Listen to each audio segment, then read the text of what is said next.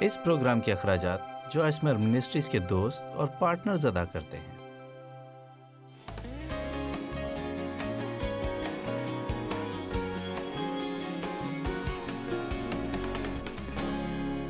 میں واقعی چاہتی ہوں کہ لوگ بائبل کا مطالعہ کریں، صرف پڑھیں نہیں بلکہ مطالعہ کریں، اور افسیوں کے پہلے 3 ابواب خدا کی مکمل محبت کے بارے میں، خدا کے فضل کے بارے میں، اس کے رحم اور اس کی معافی، مسیح میں ہماری میراث اور مسیح میں ہم کیا ہیں، اور اس بارے میں ہے خدا کے ساتھ چلنے میں، یہی ہماری بنیاد ہونی چاہیے۔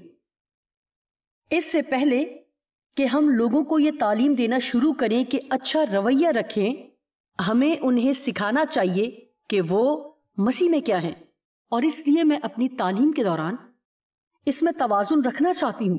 میں رویے کے بارے میں بہت سکھاتی ہوں کہ یہ کریں وہ نہ کریں، لیکن میں ہمیشہ اس پر کام کرتی ہوں کہ مسیح میں ہم کیا ہیں، کیونکہ اگر آپ لوگوں کو بغیر یہ بتائے کہ خدا ان سے کتنا پیار کرتا اور اس کا پیار ان کے رویے پر منحصر نہیں، ان کو یہ بتائیں کہ کیسا کردار رکھنا ہے، اور اگر ہم لوگوں کو وہ سب سکھائیں جو کہ اکثر وہ مذہبی تنظیمیں سکھاتی ہیں جو احساس جرم کرتی ہیں، تو لوگ اس سے بہت زیادہ ذہنی دباؤ میں آ جاتے ہیں۔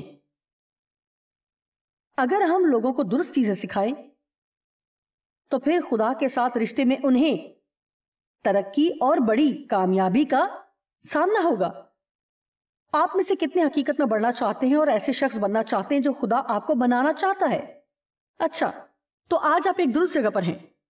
آج صبح میں بہت حیران ہوئی جب میں نے افسیوں کے صرف 4 باب میں ہی پولس کو 16 مختلف رویوں کو بیان کرتے ہوئے سنا۔ 16۔ ہم سب یہ 16 رویے اپنا سکتے ہیں، لیکن ہم صرف 12 بھی اپنی زندگی میں اپنا سکتے ہیں، لیکن خدا کا شکر ہو وہ 5ویں اور 6 باب میں انہیں نہیں لے کر آیا۔ لہٰذا اگر آپ واقعی بڑھنا چاہتے ہیں تو یہی جگہ ہے جہاں خدا میں بڑھنے کے لیے صبح سے رات تک آپ کی رہنمائی کی جائے گی، لیکن یاد رکھیں کہ خدا آپ سے پیار کرتا ہے۔ میں یہ بتانا جاری رکھوں گی تاکہ ہر کوئی اسے آسانی سے قبول کرے۔ یوحنا 14:15، بہت ہی سادہ چھوٹا سا حوالہ، لیکن نہایت قدرت سے بھرا ہے۔ اگر تم واقعی مجھ سے محبت رکھتے ہو تو میرے حکموں پر چلو گے۔ مجھے یہ بہت پسند ہے۔ اگر تم مجھ سے محبت رکھتے ہو، یسوع نے کہا، یہ یسوع کہہ رہا ہے، اگر تم مجھ سے محبت رکھتے ہو تو میرے حکموں پر عمل کرو گے۔ اور یہ کہنا بالکل مناسب ہے کہ جس بھی درجے پر آپ خدا کی تابعداری کر رہے ہیں، اسی درجے پر آپ اس سے محبت رکھتے ہیں۔ اس کے لیے میرا ایمان ہے کہ ہماری محبت بڑھ سکتی ہے، اور یہ بڑھتی ہے۔ ہم اپنی زندگی میں تابعداری کے نئے درجے دیکھیں گے۔ آپ میں سے کتنے ہیں جنہوں نے کبھی یہ محسوس کیا کہ بہت دفعہ اگر آپ خدا کی تابعداری کریں گے تو ایسا کرنے کے قابل ہونے کے لیے اپنے حصے کے طور پر آپ کو کسی طرح کی قربانی دینی ہوگی؟ لیکن دوبارہ کہوں گی کہ خدا آپ سے کچھ بھی واپس لینے کی کوشش نہیں کرتا۔ کچھ پانے کے لیے آپ کو کچھ کھونا تو ضرور پڑے گا۔ جو آپ کے پاس ہے اسے اپنے پاس رکھتے ہوئے آپ وہ نہیں پا سکتے جو آپ چاہتے ہیں۔ میں دوبارہ یہ کہوں گی، جو کچھ آپ کے پاس ہے وہ رکھتے ہوئے آپ وہ حاصل نہیں کر سکتے جو چاہتے ہیں۔ آپ تالیاں بجا سکتے ہیں، ٹھیک ہے، میرا خیال تھا کہ یہ بات تالیاں بجانے کے قابل ہوگی۔ اب یہ حوالہ یہ نہیں کہتا کہ اگر تم میری تابعداری کرو گے تو میں تم سے محبت رکھوں گا۔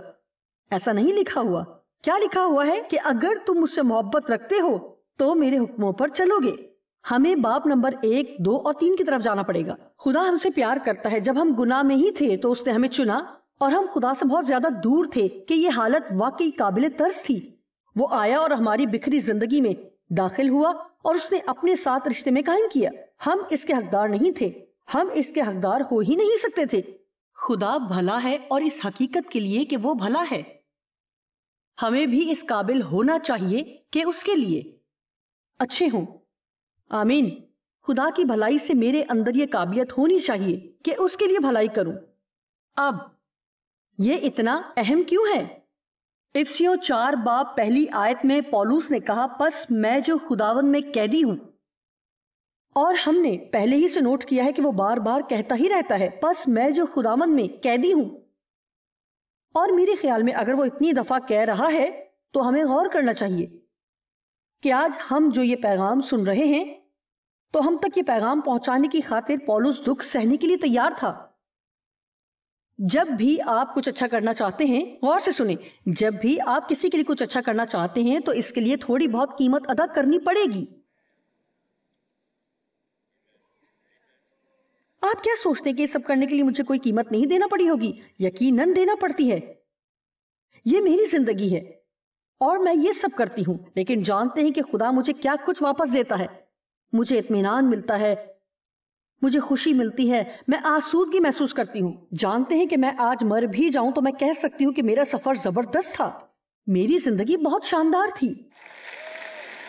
میں ابھی یہاں کھڑے ہو کر کہہ سکتی ہوں کہ میں بالکل پیچھے نہیں ہٹوں گی اور افسردہ نہیں ہوں گی۔ میرا مطلب ہے کہ میں نے کچھ ایسے فیصلے کیے کہ کاش میں نے وہ نہ کیے ہوتے، لیکن مجھے ایسا لگتا ہے کہ میں وہ کر رہی ہوں جو خدا چاہتا ہے، لیکن یہ کرنے کے لیے قربانی دینی ہوتی ہے۔ اور مجھے یاد ہے کہ جتنے سال میں وہ کرتی رہی جو خدا نہیں چاہتا تھا تو میں بہت ناخوش تھی اور دوسروں پر الزام لگاتی، جیب پر الزام لگاتی، حالات کو قصوروار ٹھہراتی اور الزام ہی،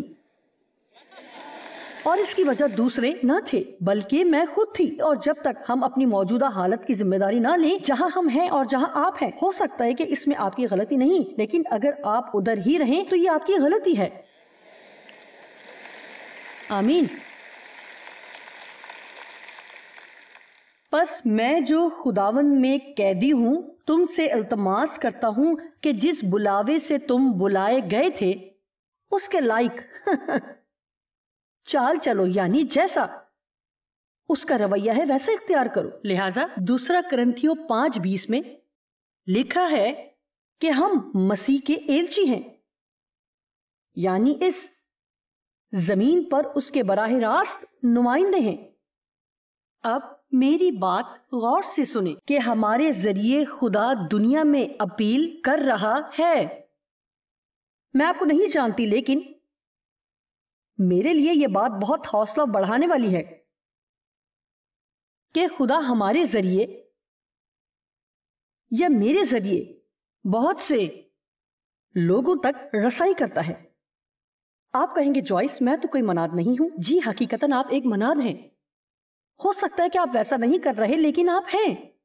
آپ کی زندگی ہی منادی کر رہی ہے، آپ کی زندگی آپ کے ہمسائے میں منادی کر رہی ہے، آپ کی زندگی اس طرح منادی کر رہی ہے کہ جب بھی آپ کہیں جاتے ہیں لوگوں کے ساتھ کس طرح پیش آتے ہیں۔ آپ کی زندگی ایک پیغام ہے، اور مسیحی مسیح کے پیروکار ہیں، ہم یہی ہیں۔ جب یسوع نے کہا کہ میرے پیچھے آ، تو اس نے رہنماؤں کے لیے 2 بڑے الفاظ کہے جو ہم کبھی سنیں گے، تمام رہنماؤں کو دوسرے لوگوں کے لیے ایک مثال بننے کی ضرورت ہے تاکہ لوگ پیروی کریں۔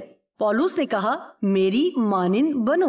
واو، میں حیران ہوں کہ لوگ کیا سوچیں گے اگر میں یہاں کھڑی یہ کہوں سنیں اگر آپ صرف میری پیروی کریں تو آپ ہر چیز درست کریں گے۔ اچھا، شاید آپ سوچ رہے ہوں کہ میں بے وقوف بن رہی ہوں، شاید ایسا ہو، میں نہیں جانتی، لیکن پولس نے ایسا کہا کہ میری مانند بنو۔ کیا آپ جانتے ہیں دیانتداری سے ہمیں یہ کہنے کے قابل ہونا چاہیے، ہمیں یہ کہنے کے قابل ہونا چاہیے اگر آپ میری مانند بنیں گے تو آپ وہ کریں گے جو خدا چاہتا ہے کہ آپ کریں۔ معلوم ہے کہ ایک گیت جو ہم پہلے گاتے تھے، اور میں نے غور کیا ہے کہ لوگوں کا رد عمل بہت اچھا ہوتا تھا، میرے کام میرے الفاظ سے زیادہ بھاری ہوں۔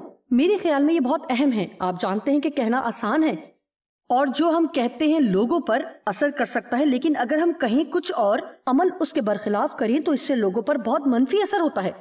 اور یہی سب سے بڑی وجہ ہے کہ مذہبی لوگوں کی وجہ سے یا بہت سے مذہبی لوگوں نے دوسروں کو واقعی برگشتہ کر دیا ہے، کیونکہ وہ ظاہر اس طرح سے کرتے ہیں کہ وہ بہت اچھے ہیں، دوسروں سے اس طرح کہتے ہیں کہ وہ ان کی طرح نہیں، اور اس حقیقت کی وجہ سے جو کچھ وہ کرتے ہیں اس سے ایسا پیغام دیتے ہیں جو مسیح کے کردار کو ظاہر نہیں کرتا۔ لہٰذا یہ بہت اہم ہے۔ میرے خیال سے بہت سی ایسی چیزیں ہیں جو اہم ہیں جن کے بارے میں ہم یہ نہیں سوچتے ہیں کہ وہ اہم ہیں۔ میرے خیال میں یہ اہم ہے کہ ہم اپنا خیال رکھیں اور جس قدر بہترین کر سکتے ہیں کریں۔ میرے خیال میں یہ اہم ہے کہ جب ہم باہر نکلیں تو ہم بہتر سے بہترین نظر آئیں۔ محتاط رہنا اچھا ہے، میں خود کو مشکل میں ڈالوں گی۔ آپ جانتے ہیں کہ میں تو پرانے دور کی ہوں، لیکن میرے خیال میں آپ جن حالات میں پیدا ہوتے ہیں اس پر آپ کا اختیار نہیں، لیکن آپ جانتے ہیں کہ آج کل ہم سب بہت لاپرواہ ہو گئے ہیں۔ خیر، ہو سکتا ہے کہ یہ اچھا ہی ہے، میں نہیں جانتی، لیکن اپنی اخلاقی اقدار سے بھی لاپرواہ ہو گئے ہیں۔ لہٰذا ہمیں اس بات کی یقین دہانی کی ضرورت ہے کہ لاپرواہی ہماری زندگی کے ہر حصے میں داخل نہ ہو جائے۔ میرے خیال میں لاپرواہ یا بے اصول ہونے کی بجائے محتاط ہونا چاہیے۔ بائبل کہتی ہے کہ اپنے رویے اور اپنے خیالات کے بارے میں محتاط رہو اور خیال کرو کہ تم اپنے وقت کے ساتھ کیا کرتے ہو اور جو الفاظ آپ بولتے ہیں ان کے بارے میں محتاط رہیں۔ آپ کہیں گے یہ تو کل وقتی کام ہے، یعنی ایک مسیحی ہونا۔ جی ایسا ہی ہے، آپ صرف اپنے وقت کے 10ویں حصے کے ساتھ ہی اس کی خدمت نہیں کر سکتے، اور جب بھی کریں درست طور سے کریں۔ آپ کو حاصل کرنے، باہر نکلنے اور سب کچھ کرنے کی ضرورت ہے۔ آمین۔ آج کے لیے یہ کلام ہے کہ آگے بڑھیں، باہر نکلیں اور کام کریں، لیکن بغیر کسی مقصد کے نیم گرم ہو کر بیٹھنا بند کریں۔ ہم خدا کی پیروی کریں گے، یہ وقت اس کی پیروی کرنے کا ہے۔ متی 21:18 اور 19ویں آیت۔ اور جب وہ صبح کو پھر شہر جا رہا تھا، اسے بھوک لگی۔ یا یسوع کی بات ہو رہی ہے، یسوع بھوکا تھا، اور راہ کے کنارے انجیر کا ایک درخت دیکھ کر اس کے پاس گیا، اور پتوں کے سوا اس میں کچھ نہ پا کر، کیونکہ انجیر کے درخت میں پتے اگنے کے ساتھ ہی پھل لگنا شروع ہو جاتے ہیں، اس سے کہا کہ آئندہ تجھ میں کبھی پھل نہ لگے، اور انجیر کا درخت اسی دم سوکھ گیا۔ میں اکثر یہ کہا کرتی تھی کہ مجھے اس انجیر کے درخت پر افسوس ہوتا ہے، کیونکہ میں نہیں سمجھتی تھی کہ یسوع نے اس پر لعنت کیوں کی، کیونکہ اس میں وہ نہیں تھا جو وہ چاہتا تھا۔ لیکن انجیر کے درخت کے بارے میں ایک بات ہے کہ جب انجیر کے درخت کے پتے لگتے ہیں تو اس پر پھل بھی لگنے چاہیے۔ میرے خیال میں بہت سے مسیحیوں پر پتے تو لگے ہوتے ہیں لیکن پھل نہیں۔ آمین۔ ہم چرچ جاتے ہیں، ہم نے بڑے اسٹیکرز بھی لگائے ہیں، ہم اپنی گردن میں صلیب بھی لٹکاتے ہیں، ہم تھوڑا بہت مسیحی کہلانے کے الفاظ بھی جانتے ہیں۔ دیکھیے، ہم اپنے ہیڈ فونز لیتے ہیں، اپنی کام کی جگہ پر اپنی بائبل لے کر جاتے ہیں، لیکن پھل یہ ہیں جیسے خوشی، اطمینان، صبر، مہربانی، حلیمی۔ یہ ایسی چیزیں ہیں جو دنیا کو دیکھنے کی ضرورت ہے۔ کیا آپ کی زندگی میں مناسب پھل نظر آتے ہیں جو مسیحی ہونے کے آپ کے دعوے کو ثابت کریں؟ کیا آپ دوسرے لوگوں کے پھلوں کو پرکھتے ہیں؟ یہ دیکھتے ہیں کیا وہ واقعی ہی حقیقی ہیں، یا آپ صرف ان کے الفاظ سے متاثر ہو رہے ہیں؟ ایک چیز ہے جس سے ہم بہت جلدی دھوکے میں آ جاتے ہیں۔ دوسروں کی زندگی میں پھل یا پھلوں کی کمی پر توجہ دینے کے بجائے ہم ان کی باتوں سے متاثر ہو جاتے ہیں۔ دوسری آیت،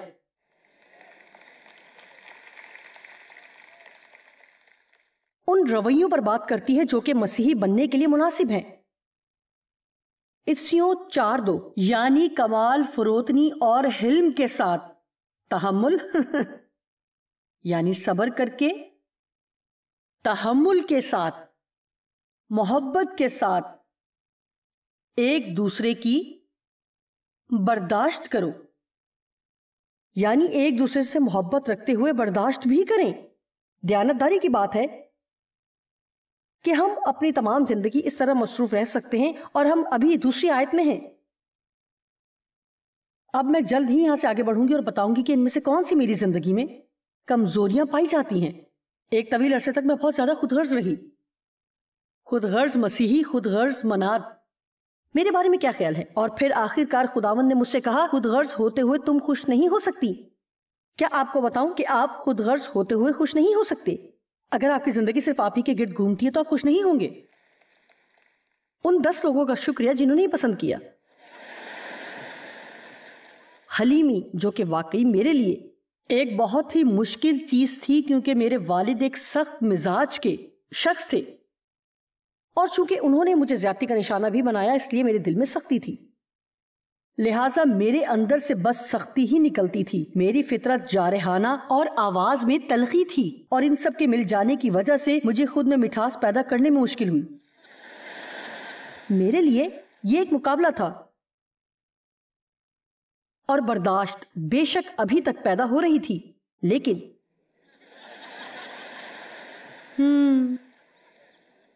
خدا کا شکر ہے کہ جیسی پہلے تھی ویسی نہیں ہوں۔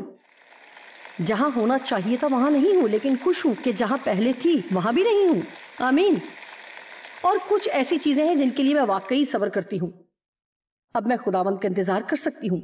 جی، میں نے اپنے ساتھ صبر سے پیش آنا سیکھا ہے۔ میں آپ کو بتاؤں کہ اگر میں اچھا محسوس نہیں کرتی اور کوئی شخص جس طرح میں چاہتی ہوں جلدی نہیں چل رہا، تو ایسا ہوتا ہے. پچھلے ہفتے کچھ ایسا مزاحیہ واقعہ پیش آیا. اچھا ہے تو یہ پریشانی کی بات لیکن مزے کی ہے. ہم کسی اور شہر میں تھے اور وہاں ایک کالج میں تعلیم دینے کے لیے. ہم وہاں راستے میں تھے اور ہمیں ریل کی پٹری پار کرنی تھی. اور وہاں جس سے ریل کی پٹری کا راستہ بلاک کرتے ہیں وہ چیز نیچے تھی اور تمام لائٹس جل رہی تھی لیکن کوئی ٹرین نہیں تھی. کوئی بھی ٹرین نہیں تھی اور ٹریفک کی ایک لمبی لائن تھی. اور بالآخر ہم نے سمجھ لیا کہ اب ہم ضرور پھنس چکے ہیں کیونکہ لوگ دوسری طرف مڑ رہے تھے تاکہ دوسرے راستے سے جا سکیں. لہٰذا ہمیں بھی مڑنا پڑا اور کوئی دوسرا راستہ لیا. میں یہ سوچ رہی تھی کہ میں لیٹ ہو جاؤں گی. لہٰذا میرے لیے اس سے زیادہ تکلیف دہ کوئی بات نہیں ہوتی کہ میں اپنے کام کے لیے لیٹ ہوں. اور میں اس طرح کی میٹنگز میں لیٹ ہونا برداشت نہیں کرتی. مجھے ذمہ داری کا احساس ہوتا ہے اور میں یہاں ہونا چاہتی ہوں تاکہ مجھے پتا ہو کہ سب کچھ اسی طرح ہو رہا ہے جس طرح ہونا چاہیے. اس لیے میں تھوڑی تند مزاج ہو جاتی ہوں. آپ میں سے کتنے ایسے ہیں جن کی زندگی میں ایسی چیزیں ہیں جن پر آپ برہمی کا رد عمل کرتے ہیں؟ لہٰذا ڈیو خود رک کر لوگوں کو گزارنے میں تو بہت ہی اچھے ہیں کیونکہ وہ ہیں ہی بہت اچھے. تو ایک لڑکا جو کہ سائیڈ والی گلی میں جانا چاہتا تھا اور پھر ڈیو نے گاڑی آہستہ کر دی اور میں نے کہا یہ اچھا بننے کا وقت نہیں ہے.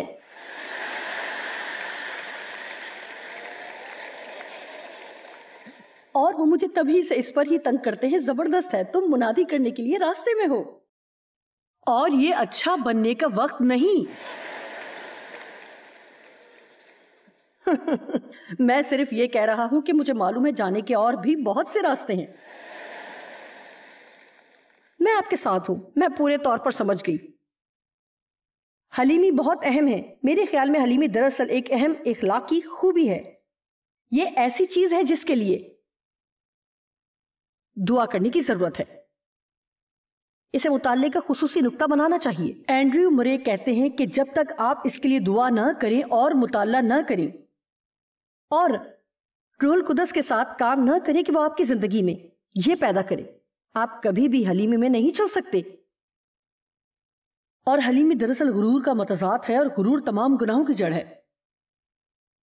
اور یہی وہ گناہ تھا جو کہ لوسیفر نے کیا تھا. میں کروں گا. لہٰذا ہمیں حلیمی کے بارے میں اور زیادہ سیکھنے کی اور اسے ہمیشہ اپنے دل میں رکھنے کی ضرورت ہے. اور جانتے ہیں کہ حلیمی پر ہم 4 سیریز کر سکتے ہیں لیکن ہمارے پاس وقت نہیں کہ آج ہم یہ کر سکیں. لہٰذا میں کہوں گی کہ حلیم لوگ کبھی بھی یہ نہیں سوچتے کہ وہ دوسرے لوگوں سے بہتر ہیں. وہ بالکل بھی اس طرح نہیں سوچتے اور وہ یہ یاد رکھتے ہیں کہ ان کے اندر بھی کمزوریاں ہیں لیکن خدا کے فضل سے ہم ان پر قابو پائیں گے. اور جس بھی کسی کام میں ہم اچھے ہیں تو اس بات کا ان لوگوں کے ساتھ موازنہ کرتے ہیں جو اس کام میں اچھے نہیں. لیکن 4 باب میں بیان کردہ یہ بات ہم بھول جاتے ہیں کہ جس بھی چیز میں ہم اچھے ہیں وہ خدا کی طرف سے تحفہ ہے. یہ ایسی چیز نہیں جو کہ ہماری اپنی ہے بلکہ ایسی چیز ہے جو ہمیں عطا کی گئی ہے. اور اس لیے شکر گزار ہونا بہت اہم ہے. خداوند تیرا شکر کہ میرے اندر یہ کرنے کی صلاحیت ہے لیکن میں جانتی ہوں کہ یہ تیرا فضل ہے. میری مدد کر کہ میں ان کے سامنے بے صبر اور مغرور نہ بنوں جو وہ نہیں کر سکتے جو میں کر سکتی ہوں. جب لوگ حلیمی سے خود کو اس کام کو کرنے کے لیے پیش کرتے ہیں جو انہیں کرنے کی ضرورت ہے تو مجھے اچھا لگتا ہے. اس سے یہ ظاہر ہوتا ہے کہ وہ یہ نہیں سوچتے کہ ہر چیز کا حل وہی ہے اور اس سے دوسرے لوگوں کو معلوم ہوگا کہ بہت سے ایسے کام ہیں جو ہم کر سکتے ہیں. جی بالکل میرے شوہر کی طرح وہ ہر میٹنگ میں بیٹھتے ہیں اور ڈیو میرے لطیفوں پر ہنستے ہیں حالانکہ انہوں نے پہلے سے 1000 دفعہ سنے ہوئے ہیں. زیادہ تر وہ میرے کہنے سے پہلے ہی جانتے ہیں کہ کیا کہنے والی ہوں اور میں نہیں جانتی ہوں کہ وہ دلچسپی رکھتے ہیں کہ نہیں لیکن ہمیشہ ہی لگتا ہے کہ وہ دلچسپی لیتے ہیں. میرا مطلب ہے دیانتداری سے وہ ایسے ہی لگتے ہیں. اور میرا خیال ہے کہ اس سے کردار کے بارے میں بہت پتہ چلتا ہے. دیکھیں آج کل ہم کیا تلاش کرتے ہیں وہ یہ ہے کردار ایک تصور ہے آج کل ہر چیز تصویروں سے متعلق ہے. میری فیس بک پر کتنے لوگ ہیں؟ کتنے لوگوں نے میرے ٹویٹ کا جواب دیا ہے؟ جیسے کہ پیرسکوپ اور اسنیپ چیٹ، اور میرا مطلب ہے اسی طرح سب ہی چلتا رہتا ہے. اور جانتے ہیں کہ ہم سیلفیز میں ہی گم ہو جاتے ہیں. میں نہیں کر سکتی، نہیں کر سکتی، نہیں کر سکتی، میرے لیے بہت مشکل ہے، میں اس طرح کھڑے ہو کر پورا دن تصویریں نہیں لے سکتی، میرے لیے یہ بے فائدہ ہے، یہ بالکل فضول ہے. اس کے باوجود میں نے چند ایک بار کوشش بھی کی، لیکن مجھ سے نہیں ہو سکا. میں ایسی ہی ہوں. آمین.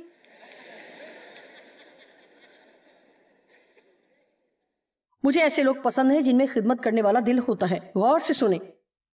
یا ایسے لوگ، میں کیا کہنے والی ہوں، ایسے لوگ جن کی وجہ سے دوسرے لوگ اچھا محسوس کریں. آئیے کچھ اچھے کام کریں جس سے دوسروں کو فائدہ پہنچے. جانتے ہیں کہ بہت سے ایسے مناد ہیں جو کہ پرستش کے دوران نظر نہیں آتے. میں ہمیشہ پرستش کے دوران موجود ہوتی ہوں. میں پرستش کے دوران پچھلے کمرے میں نہیں بیٹھتی. میں یہاں خدا کی عبادت کے لیے ہوں. پرستش مجھے منادی کرنے کے لیے تیار کرتی ہے، اور بہت سی جگہوں پر جب میں منادی کے لیے جاتی ہوں تو وہ مجھے کہتے ہیں کہ آپ کس وقت آنا چاہیں گی. میں کہتی ہوں ابھی. میں ابھی جانا چاہتی ہوں. میں پرستش میں موجود رہنا چاہتی ہوں. ایسا نہیں کہ ہم کسی جگہ صرف اپنا حصہ ڈالنے جائیں.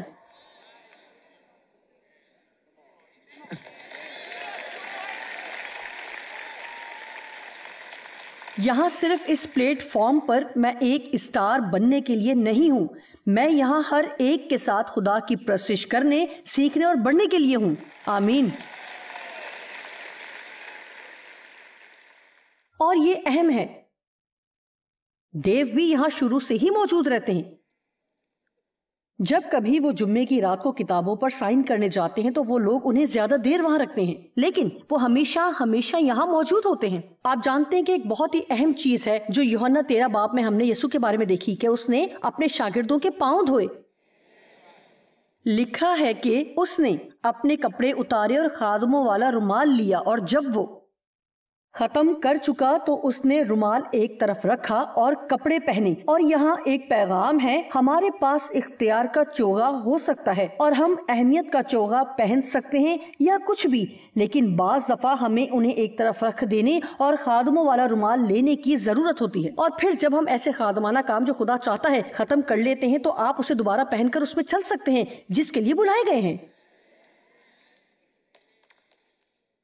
شکریہ. کچھ لوگوں نے یہ پسند کیا. ٹھیک. تحمل.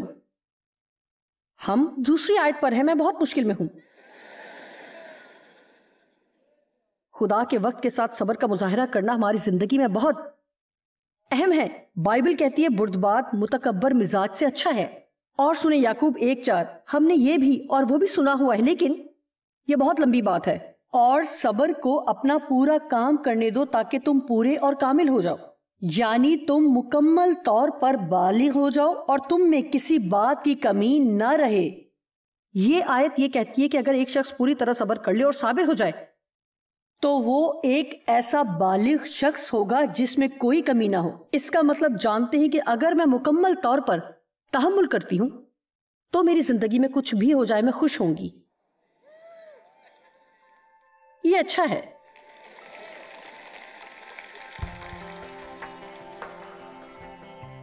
مجھے یاد ہے کہ اگر ہم چاہتے ہیں کہ فضل اور اطمینان ہماری زندگیوں میں بادشاہت کرے تو ہمارے اعمال ہمارے الفاظ سے بڑھ کر ہونا چاہیے.